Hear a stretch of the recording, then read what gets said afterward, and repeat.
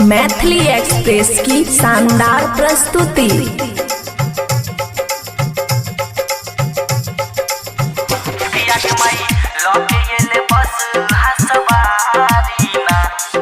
Music DJ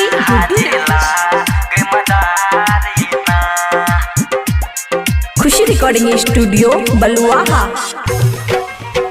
टिकलकै Narad बेमनमा गद्दारीना, टिकलकै Narad बेमनमा गद्दारीना, किया के माई लौके एले बस हसवारीना, किया के माई लौके एले बस हसवारीना, कि आगे माई दूल्हा जेला गे मदारीना, कि आगे माई दूल्हा जेला गे मदारीना। डीजे गुड मधुबनी आगे माई दूल्हा जेला गे मदारीना,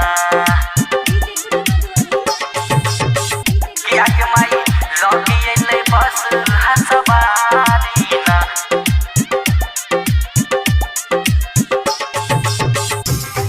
खुशी रिकॉर्डिंग स्टूडियो बलुआहा। कि आगे माई गौआ के लोग गरिया बेना, कि आगे माई गौआ के लोग गरिया बेना, कि आगे माई गौआ के लोग गरिया बेना, कि आगे माई गौआ के लोग गरिया बेना, कि आगे माई गल्ला के अजी गडरा बेना, कि आगे माई गल्ला के अजी गडरा बेना। डीजे गुड मधुबनी आगे माई गल्ला के अजी गडरा बेना, आगे माई गल्ला के अजी गडरा बेना।